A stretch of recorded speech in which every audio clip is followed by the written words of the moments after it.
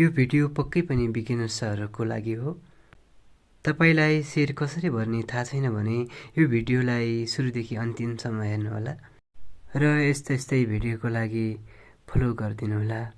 ल अब सुरु गरौँ है त।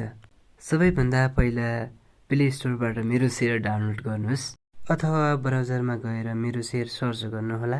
यति गरिसकेपछि यस्तो पेज खुल्नेछ। अब तपाईले कुन संस्थाबाट डिमेट खोल्नु भएको हो त्यो चाहिँ चुज गर्नुहोला। त्यसपछि तपाईले आफ्नो युजर नेम र पासवर्ड थिचेर लगइन गर्नुहोला। अब यस्तो प्रकारको ड्यासबोर्ड खुल्नेछ।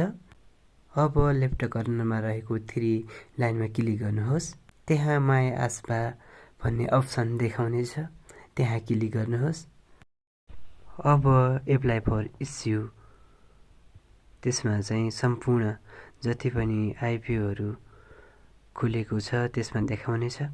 ल यति गरिसकेपछि आफ्नो ब्याङ्क चुज गर्नुहोला, आफ्नो एकाउन्ट नम्बर चुज गर्नुहोला।